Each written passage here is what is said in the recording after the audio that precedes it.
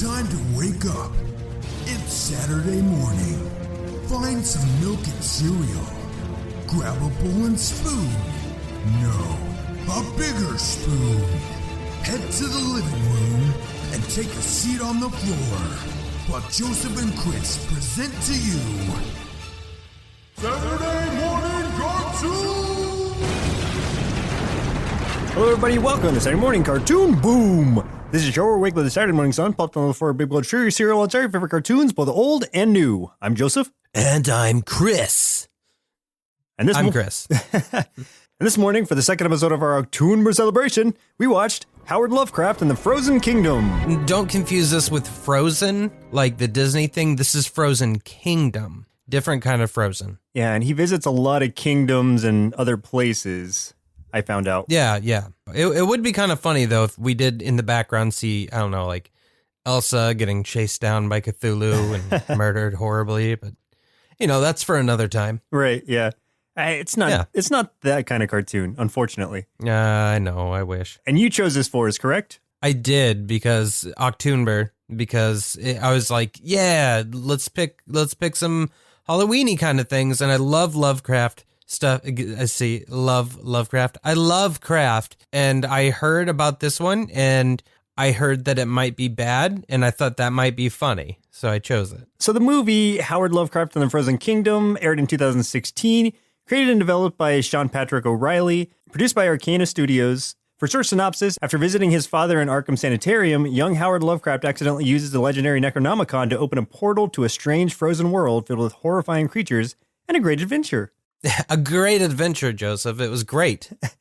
That's where I'm like, was it? You don't remember the part where it was great? No, I don't recall the greatness of it. But yeah, so who are some of the actors who played in this movie? Right, the voice of Howard Lovecraft was provided by Kiefer O'Reilly. The voice of Sarah Lovecraft, his mother, was Michelle O'Reilly. The voice of Winfield Lovecraft, his father, was Tyler Nickel. The voice of Dr. West was Christopher Plummer, name you might be familiar with. The voice of Spot was provided by Sean Patrick O'Reilly. The voice of Algid Bunk was Jane Curtin. The voice of the Envoy, Algid Bunk's Envoy, was Doug Bradley. And the voice of Shoggoth was Ron Perlman.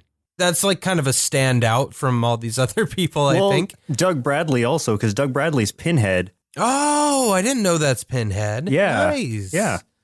So that's very cool. So that's like horror royalty right there in this little thing for whatever reason. Well, I can tell you, so the Envoy is actually another character kind of in disguise that shows up in the sequels, but I don't think they revealed his true name, but not in this one, no. Yeah, but it's kind of cool because it's a very Lovecraftian character that has shown up from time to time. So it's cool. There's a lot of other characters, all voiced by people with the last name O'Reilly, because I'm pretty sure this was an entire family that did this whole thing. Yeah, there were like 1, 2, 3, 4, 5, 6 of them who played 14 different roles. Or sorry, 7 of the 14 different roles. So the O'Reilly family took half of it. O'Reilly! So for a few tasty marshmallows out of our big bowl of Lovecraftian cereal, the doctor of the sanitarium, Dr. West, is named after Dr. Herbert West, the main character from Herbert West Reanimator, one of H.P. Lovecraft's earliest publications, and also one of my favorite horror movies. Yeah, that's a weird horror movie. Like, there's things I like and things I really don't like. Wait, what was the line? Cat dead, details later. Also, the Howard Lovecraft series is a trilogy of graphic novels written by Bruce Brown and illustrated by Renzo Podesta that began publishing in 2009 with Howard Lovecraft and the Frozen Kingdom. So this is based off of the graphic novel, which I'm going to assume is way superior because there are a couple things that held this one back, and I think we should just start talking about it. Have you heard of this before? Like before we, for whatever reason, ran across it this year? I heard of it last year when I was just researching different movies and stuff like that we could do for Halloween, movies and cartoons. And I saw the sequel first, and I was like, well, that's interesting. I was looking into it, and then I saw this one, and that's about it. I mean, other than that, like the only familiarity I have with this stuff is that I'm a big Lovecraft fan. I love his original works, though they are very hard to read through. So I do recommend audiobooks if you're into Lovecraft. They will change your life, especially if you can find like an audio drama production rather than someone just reading it. The audio dramas, and there's a lot of them on YouTube that you can listen to, are fantastically creepy, and I love it. You're probably a bigger Lovecraft fan than I am. I don't have anything against it. I just am not as familiar with the material. So there's probably a lot of things that I didn't notice within the movie. Maybe some nods to other things or just direct. Like a lot of those names, like I wouldn't have been able to save them at all because of how many, there's apostrophes or like 2 apostrophes in every name. It's ridiculous. Yeah. Well, I mean, you got things like, you already said Herbert West, there's the Necronomicon, which I like that because that pops up in non-Lovecraft things, which is cool. That's become like a whole... Like Evil Dead. Yeah, it's become a whole big thing. Relay is the Frozen Kingdom, but pops up in Lovecraft's writings. Obviously Cthulhu, everyone knows Cthulhu. Shoggoth. There's quite a few things in there. Like I said, the envoy, his name, who isn't revealed, but he is also another Lovecraft character. But I will save that in case we do the sequels, which we're totally going to do because I'm going to make sure we do. Nice. So this movie, it kind of opens with us. And here's where, like, I had high hopes because I liked the way that it opened to some degree. It kind of goes into Howard's room and he's just kind of sitting on the bed. What seems like he's scared of a storm. His mom comes in and comforts him. So I'm like, okay, this is going to be kind of dark. This is interesting. I like where this is headed. It turns out like he doesn't want to go and visit his father. And I think he calls it the bad place, which happens to be Arkham Sanitarium, as we said earlier. Yeah.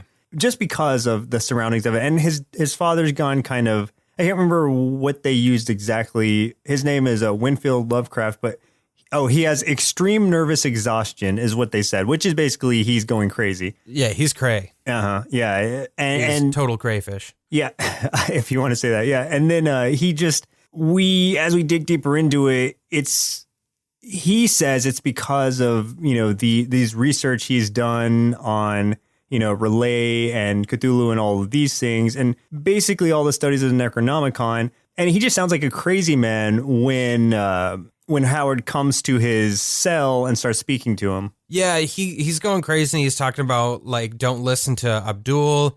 He's referencing Abdul al-Hazred, is supposed to be the mad Arab, the one who wrote the Necronomicon and all that good stuff. Not quite keeping to that lore in this one, but I mean, it's the thing. Like, so somebody was asking us about this, and I tried to explain, for those of you that are familiar with Lovecraft's writings, this isn't going to be, one of his stories translated, although that would be fun, but wouldn't work for a children's cartoon for sure. This is like what they did with that Goosebumps movie, is where they take bits and characters and elements from a whole bunch of the stories, and then they throw it all into one film with nods here and there and the characters showing up here and there and like a brand new story using that stuff. And it's the exact same thing as they did with that Goosebumps movie. Yeah. That I don't know if I recommend. I like the Goosebumps movie, but it's kind of like the MCU, the Marvel Cinematic Universe, in that it's just bringing all these things together in sort of an original story, straying away from the source material. Lovecraft was like one of the first writers, at least that I know of, to write multiple things, but they all did exist in the same universe. And I think that's really interesting because like you would, be reading something like Cthulhu and you'd hear Relay, and Relay will pop up in another story, or you might hear like Dagon pops up constantly, and Shoggoth. You just hear those names a lot and like that. So he had written all of these stories and they're all interconnected. Just like, the modern day connection now we think of is like the MCU, the Avengers kind of stuff.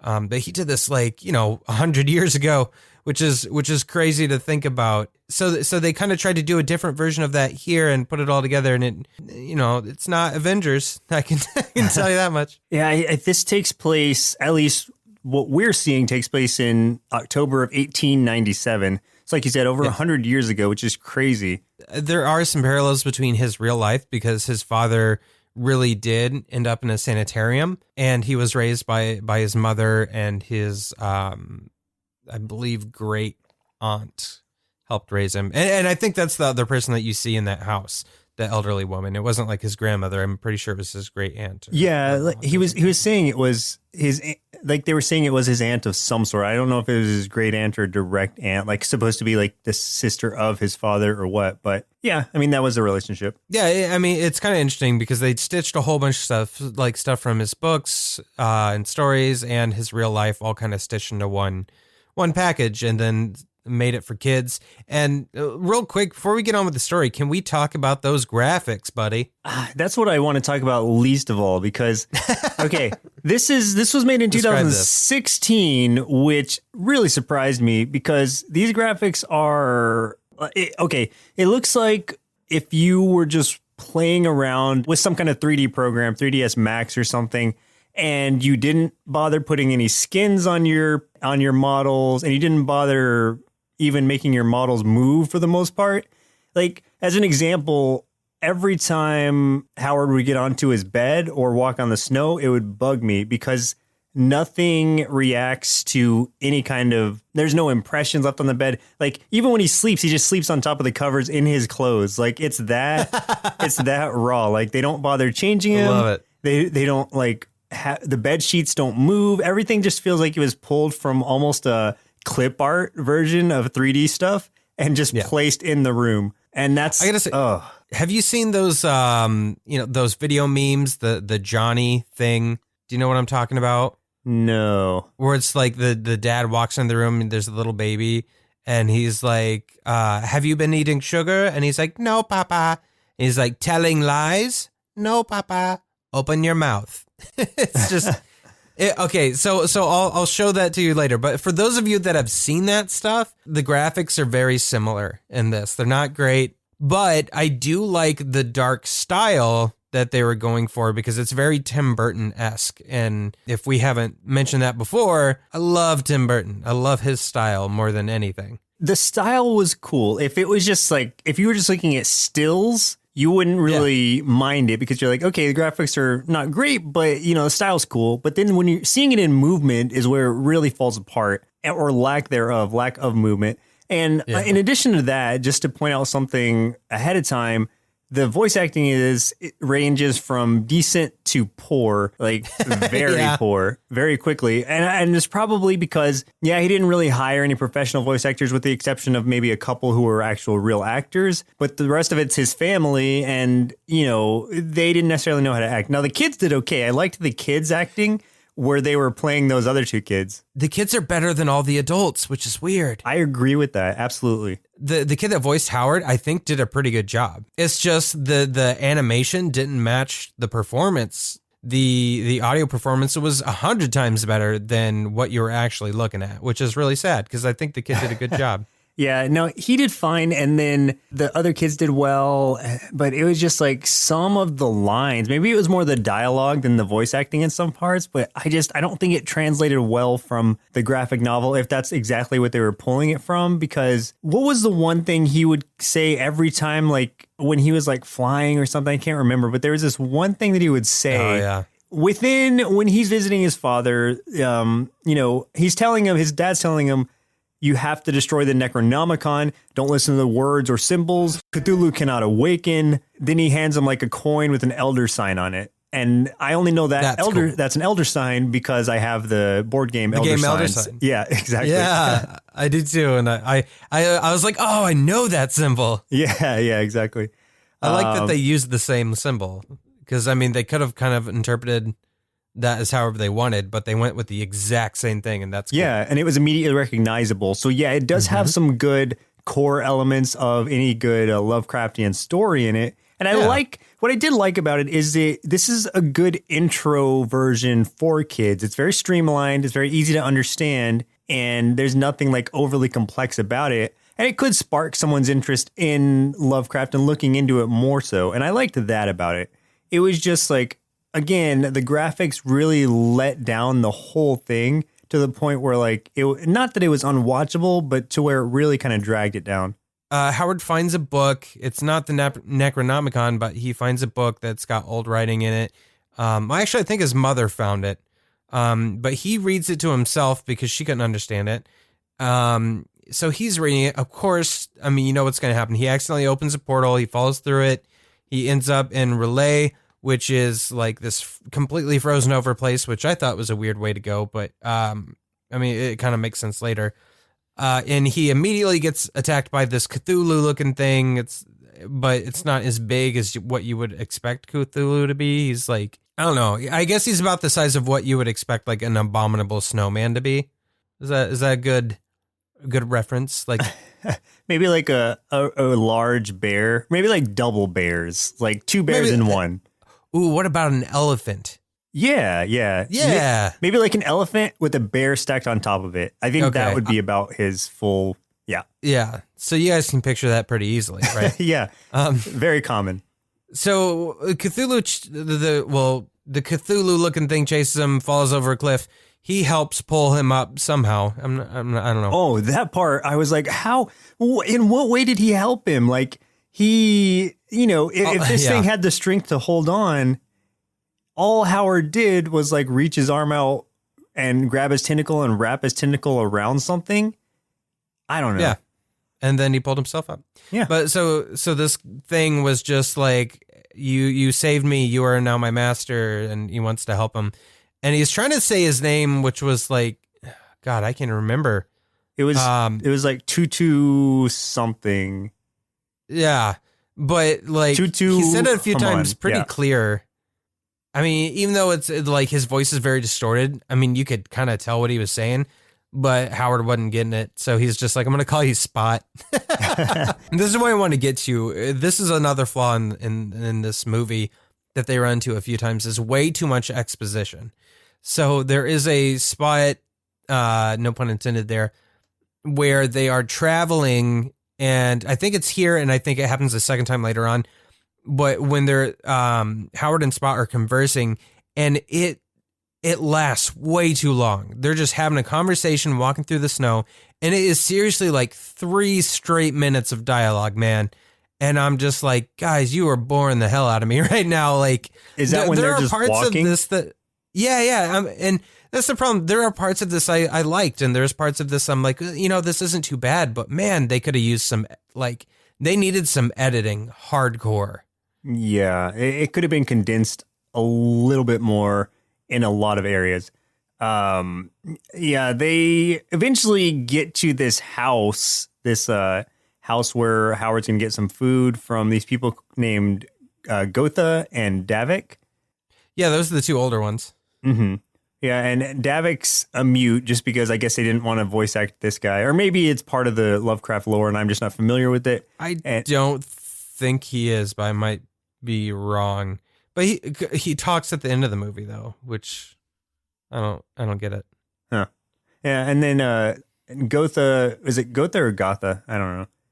Gotha. Yeah. And Gotha, she is the talkative one. She's kind of describing all these things. And what I liked is how she was kind of introducing the idea that someone had visited before, and your assumption, you're going to immediately like jump to the conclusion that it was his father, and it eventually builds up to that being the case. I mean, really, she doesn't really give you time to process it before she just says it. And I was hoping they would leave it more vague until maybe not the end, but give it some time to stew before you just reveal exactly what was going on.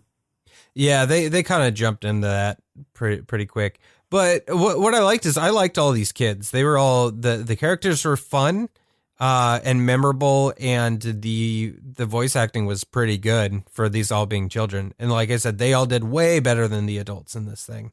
One thing, Spot, his voice acting sucks. It's just so like warped. He was, it was so distorted. It was kind of hard to understand, which I guess made sense for what kind of character he is, because he's like a big squid tentacle monster thing with bat wings. But like, you can't understand him sometimes very well, and it's just, there's no acting to it. I mean, it's just a guy talking with voice distortion, and I didn't like that. I mean, I do like the idea that they made him talk kind of like a child, like very simple things and asking why a lot, but the acting was awful for him. And then he kept calling Howard master. It was kind of like he felt like he owed him a life debt after saving him. Yeah. Yeah. My favorites of these, the little squid kids, Yeah. Which is funny because I referred to them in my notes as the Squid Kids, but then Howard actually referred to them as the Squid Kids later. And I was like, oh, that's awesome. But it was weird to me because they were eating squid things too, or they were eating tentacles. So I don't know if where like the little, line is drawn. They look like their food was like little, like seahorse tentacle things. Yeah, I guess so. Weird. But Twy and was it Inez, Twy and Inez, I think were the youngest kids, and they were hilarious. Oh, my favorite part, probably the funniest part of this movie to me was when the one kid was talking about, he was talking about food and like washing his hands or something. He's like, well, one stays clean, the other stays super dirty for surprise attacks. So he only washes one of his hands so he can keep the other really dirty. And I just thought that was a really funny line added in, and I wish they had brought it back later. It was unfortunate that it died right there. I wish they had used it later when when the whole scuffle occurs. So basically, it's kind of they're kind of setting the world a little bit just so he has a little context. Howard, he heads to this kingdom or this castle that seems abandoned, but there's all these little gremlin things that end up being there, and they were one of them was kind of following him around a little bit too. The one, the one with like fake wings. Yeah. Yeah. I liked their designs to a degree, but they were animated super poorly too. Like there's no real facial expression or anything. Well, you know what? It was very like there was a mix of like steampunk in here too, like some of the design elements. So I thought that was interesting. It kind of came out of left field, I felt, Yeah, it wasn't necessary at all, but I just thought it was a weird choice to make. Maybe that's, again, part of the source material, the graphic novel, but I'm not sure. No? Oh, well, graphic novel. No, I'm talking about the graphic novel, not like actual Lovecraft stuff. Yeah. They end up meeting Algid Bunk, who's this, what seems to be a female human that's in charge of this castle for some reason. I don't know. But she gives like the backstory of why Relay is frozen and that there was a prophecy that someone would eventually come and help to break the spell to unfreeze it. And I loved the backstory that she gives, and the animation for that was cool. I wish the whole movie would have been that, because that would have been so much better. There was a part also before that where I guess this is where Howard and Spot make their connection, where they have a snowball. Well, first they build a snowman. So again, like Frozen, they build a snowman and then they have a snowball fight. Yeah, well, he nailed Spot with the one snowball. Pretty hard too. And then they do that thing where Spot makes that angry noise and stands up to full height. And he's got a boulder of a snowball and he's like, dodge this, and just drops it on him. Yeah. That was actually pretty good. Oh, well, that was pretty funny. He got mad. Yeah, he did get kind of mad. That was pretty cool. But yeah, so they find out Jabunk. She explains that what happened was somebody summoned Cthulhu, and Cthulhu started to destroy basically their world. So these people brought about a curse on themselves and froze the entire world because Cthulhu was sinking it into the sea. And if, the ice basically stopped that from happening. And they were also able to contain Cthulhu somehow. She's telling Howard that there's a prophecy that someone will come and unfreeze the land and defeat Cthulhu or whatever, so that things can go back to normal. And she said, you need to find these 3 books, and one of them was stolen by an elder god, and that ended up being Shoggoth. So that's their next stop, is they're going to find Shoggoth, which apparently they know right where he is. He's just in a cave somewhere, and they knew right where to go. Hanging out in the cave, yeah. And they're just walking around randomly, and they're like, oh, hey, look, it's a cave. This must be the one. And That's it is. Shoggoth. Yeah. Yeah. So he gets down there, and this is Ron Perlman as Shoggoth, and Shoggoth's design's cool. It's pretty creepy. That was probably the best animated part of this movie. Yeah, he was like this huge, I don't want to say a giant pufferfish, but something. You couldn't see all of him because he was obscured by darkness and stuff like that, but he had all these eyes and these huge giant sharp teeth going every which way, and tentacles. Very Lovecraftian appropriate. Voiced by Ron Perlman, who was absolutely phoning it in, man. He just he didn't care one bit. Like when I said the kids were better than the adults, they did better than him too, man. They get to him, and then he just like, I'm not gonna let you leave. Like I'm just gonna, I'm gonna gobble you down and slowly digest you over 1,000 years in a very Sarlacc pit type situation. Yeah. And then this is where the elder sign coin comes into play. And he reveals it, and then what happens to Shoggoth? Does he just? It looks like he just exploded or disappeared or something. He's just gone. I have no idea. There was a puff of some sort of smoke, and he was gone. Yeah, I don't know if he's dead. Like looking at this coin, is that deadly? Or I guess he just ran away because he was like, intimidated. Nope. Yeah. Two cool things were revealed here, though. Cool thing number one: Spot is Cthulhu. And he is Cthulhu who does not realize who he is. Like it's like his mind was wiped, basically, including his evilness. Right. But which is why they keep saying, can't be reawakened.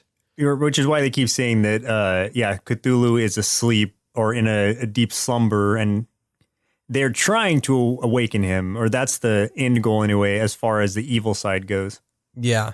The other cool thing that's revealed is that Shoggoth is basically the one that made his dad go crazy, because he revealed all these things to his father, and it sounded like I sang that to his father. To his father, and he basically said something about like he gave his father the language and the words that would drive him insane and make him like ramble on. I don't know, like to ramble on and for other people when he went back to his world would hear about it and more of them would go mad. And basically he was starting a chain effect that will thin the layer between worlds so that the deep ones can rise and take over. And I thought that was actually pretty sweet. Yeah, that's a pretty scary idea as an overall, especially for a kid's movie. Like, yeah, that was good. I liked that. There were a lot of portions of this movie that I did like. Yeah, same here. I think it was more the execution that brought it down for me sometimes. Howard gets the book because Shoggoth is like, peace out. And they travel back to Algid. Algid's like, oh, thanks for getting me this book. I really wanted it because I'm actually evil. And I wanted to unfreeze this world, and awaken Cthulhu so he can keep doing his thing that he was doing in the first place. So she reads these words and Cthulhu starts to awaken. And I was so disappointed by this because I was like, oh, dude, this is going to be awesome. Cthulhu's going to get all big and scary. Literally all that happened is he got red tattoos on his shoulders. Yeah, he had blue tattoos, then they turned red. That was it. And his eyes turned red. Yeah, and that was about it. And it only lasted, like a minute? Because it got reversed very quickly. Yeah, because Howard got the kids book showed back. But yeah, and then all the Squid Kids showed up. Yeah, Gotha just kind of walked over, like she just like casually strolled over, grabbed the book from Algid's hands, who didn't even try to hold on to it or take it back, and she just kind of casually walked away with it and gave it to Howard so he could reverse the spell. It was basically that easy, yeah. Then this whole like battle ensues. Oh, first Algid like summons these like black demons. Those were cool. Yeah, they looked pretty cool. Well, also because they didn't really have any, like they were just like solid black. Like they didn't really have any detail to them. Yeah, which is easy enough to animate because you don't have to worry about textures or anything. And so those were some of the best looking things. They didn't really do much though. Like they were intimidating and then they just got banished by was it the coin? Yeah. He held out the elder sign coin and just started shooting this like ray of light. It turned into a laser beam. Basically, yeah. Oh, and Algid also revealed that she's actually Abdul Al-Hazred, which I'm not sure how that is because that's supposed to be the mad Arab, and she's like an old white lady, and and even but it when turns out to be part fish. Yeah, even when she revealed herself, it was like I expected her to turn into some kind of like more Abdul looking person, but no, she was just like the same person, just with like a scaly skin instead. Yeah, her design did look kind of cool though. I liked the facial design with the lines and the jagged edges and stuff that she ended up getting was kind of cool looking, but overall underwhelming. But I think the best part with her was when she was kind of leaving after she was defeated and she was like climbing on the ceiling. Like climbing on the ceiling is always scary. Like no matter what, like it always is freaky. because it's just so unnatural. And she tells them, what any villain tells them that, she's not done. She will return and blah, blah, blah. Oh, she totally, like DBZ, like freezes them because she's like, this is not my final form. Oh, that too. Yeah. Oh, God. Yeah. So she crawls out the large, almost stained glass looking window. Yeah, that's kind of how it closes out, really. I mean, well, yeah, he basically just uses the book to get back home, and he goes to visit his father, and his father's all like, oh, you closed the portal. And I'm like, wait, what portal? There wasn't a portal. Like, he got the book. There wasn't no talk of a portal. And he didn't really destroy any Necronomicon, to my knowledge. No, he didn't. This is one thing I thought was interesting, though, is he goes back, Dr. West, the one that's presiding over his father, he kind of reveals that he's like, I know what's going on. It was just too much of a strain for your father, so he's going to have to stay here because, like, we need to look after him and make sure he's okay and doesn't hurt himself. But he tells Howard, he's like, your journey isn't over yet. Yeah, your journey has just begun. So I like that idea that, like, the doctor is in on it and is kind of going to be giving aid to him, at least moral support. Yeah. And it's one of those things that it could stop right there and it would still be satisfactory, but it leaves it open for potential of more to come. And there is. And of course there is, yeah. And Howard's saying that he's going to return to Relay and see his friends again and whatever. So he has reason to go back. And then as it goes to the credits, it plays this like bad like goblin or gremlin snowboarding scene. Did you see that? Yeah, I wish I hadn't. Yeah, it's like, why? It's like they were trying to show off their animation skills, but it's like, no, like you should have quit while you were ahead. Not that you were even ahead, but you should have just quit. Like, why? You should have just given up. Why show that? And then after, the post-credit scene is Howard I didn't and Spot see a post-credit. Yeah, it was after the credits. Like, it's Howard and Spot, like, well, Howard's sitting in a chair looking kind of menacing, and then Spot or Cthulhu's behind him. And this is actually a cool scene because it kind of is slowly zooming in on them. And then I think Spot or Cthulhu, like, whips the camera or something, and then the screen goes black, and it says, like, Howard will return in the Undersea Kingdom, which is the next movie. Yeah. I wonder what's going on there. That's the thing, I guess. It was pretty cool the way it closed out. Yeah. Well, Chris, it looks like it's about time we have our inner kids read those forbidden words in the Necronomicon in hopes that they can also try to befriend Cthulhu, then see what they thought of Howard Lovecraft and the Frozen Kingdom. This movie looked really dumb, but, I mean, it got kind of cool once you get through all the boring stuff. But now I want to visit a dark world where I can get a Cthulhu pet of my own, and I'm going to name him Squiggle Squish. So I gave this cartoon 2.5 bowls of Squid Kids cereal out of 5. So let me start by saying that a good story usually helps me look past poor visuals, i.e. reboot. However, this was a situation where I think the low production value really did spoil my experience. I know not everyone has Mattel Monster High money, but come on! This is on the level of The Adventures of Panda Warrior, which is not good, especially for 2016.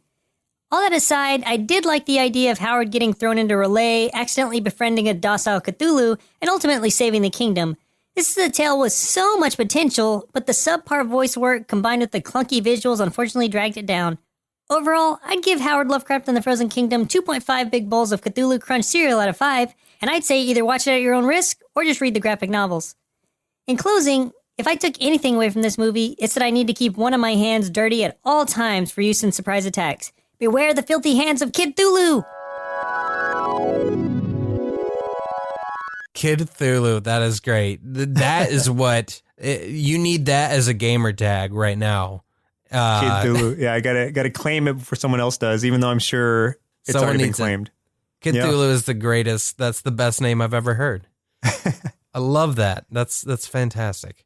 That gives me ideas. We're gonna make our own animated cartoon called Kid Cthulhu. Yeah, The Adventures of Kid Cthulhu. Yeah. It's just Cthulhu growing up story. It's real easy. Keep it simple. He's got to deal with regular kid problems like parents and bullies and things like that. Yeah, Shogoth is going to be one of the bullies. His dad goes to the gas station one night for cigarettes on like Christmas Eve and never comes back. Never comes back. Yeah. Yeah. Typical kid stuff. Right. But yeah, I like the idea of Shogoth being like a bully. That's awesome. Let us know if you guys would watch that, because that's fun. In the meantime, before we get started on that, do you have any final thoughts on Howard Lovecraft and the Frozen Kingdom? As I was watching it, I had really mixed feelings about it, and I still kind of do, because I think there's elements of it that are really strong and I really was interested in. And maybe it's just because like I'm a very visual person, but it was really hard to watch it at some points. And I was getting really frustrated with the lack of the environment responding to the characters. Like, even why make someone walk across snow if they're not going to leave any footprints or anything? Like, that's just completely disconnected for me. And that's where it was really kind of dragging me down. But otherwise, I think the story has a lot of potential. Some of the lines were kind of iffy, but overall, it's something that if they improved the visuals, if they got to like monster high level visuals, I would be completely down for continuing this thing. And I think it would be a really awesome series to move forward with. As far as I know, it's only a trilogy and they have the first 2 out. And I think the third one's going to be released in the near future. It's like something with madness in the title. But overall, I would probably watch the other one without too much hesitation, but in hopes that they actually improve the visuals and have a much tighter movie. Yeah, I can agree with that 100%. The visuals were not great. I don't think it was even just problems that they had doing the creation, because I mean, I don't think this was like, a big professional studio that made this. However, you can tell there was some laziness in there, because there's this one scene I remember where they're walking through the forest and you can even see one of the trees is not attached to the ground. It's just kind of floating there. And I'm like, come on, man, that's just lazy. You guys could have fixed that. But I mean, that kind of just, it's indicative of the movie as a whole, because there are a lot of good things about it. And I think overall it's pretty decent. As far as like, it's got a good story. It's got some cool characters. Some of the voice acting is great when it comes to the kids, but there are parts of it where it's just like they didn't try enough. They didn't edit well. They obviously didn't pull the story and the dialogue in tighter like they should have. It suffered from a lot of problems, but it was better than I thought it was going to be, which in itself is kind of a letdown, because I really wanted to make fun of it a lot more. But I mean, it had a lot of Lovecraft references. I love that, which is, I mean, you kind of have to if you're going to make a movie including Howard Lovecraft. They did it in a kid-friendly way, but still kept some kind of nightmarish looking designs. I mean, there's a few that were still pretty cool, even though, like I said, it's still kid-friendly. But don't go into this as an adult Lovecraft fan hoping for a great Lovecraft-inspired movie. I mean, it's going to be good for a little bit of nostalgia and for introducing kids to some of the ideas of Lovecraft. Yeah, it leaves a lot to be desired. But I am still interested in seeing the next couple of sequels, at least seeing the next one to see if there's any improvement upon what they did in the past. So, I mean, it's kind of a toss-up. It's mixed, just kind of like you said. There's a lot to like and a lot to dislike. Yeah, I think it's very fair that we gave it 2.5. Like, we're kind of split down the middle on this one. Yeah. I don't feel like you could give it any more than that in the way that it is right now. Well, listeners, looks like our milk supply is now run dry, so it's time for us to say goodbye. And next week, for the 3rd episode of our October celebration, we'll be watching Attack of the Killer Tomatoes, suggested by Joseph. I love B-horror movies, so this is going to be a fun one. I haven't revisited this since I was a kid, so there's no telling what we're going to be in for. Yeah, same here. I vaguely remember it. I'm excited to see where it takes us. I hope that it has any kind of presence like Toxic Crusaders does, where it's very self-aware and makes fun of itself. That would make I would love that. If it's like that, it's going to get a 5 out of 5 for me. All right. I'm excited for it. Are you guys excited? Are you pumped for Killer Tomatoes? I can't hear you. We can't hear anyone. Yeah, we really can't. Why are you guys yelling? Because we recorded this, in the past. It doesn't make sense for you to be yelling, yes, I'm excited. So people are going to think you're crazy. So just calm down. Just chill. Especially in a public place. Yeah. Come on, bunch of savages. Well, once again, I'm Joseph. And I'm Chris. And we'll see you next Saturday. Presented by Nerdsloth, a place for lazy nerds. If you like what you heard, consider donating at patreon.com/nerdsloth so we can continue bringing you quality shows. Be sure to also leave us a review and share your favorite episodes and clips on social media.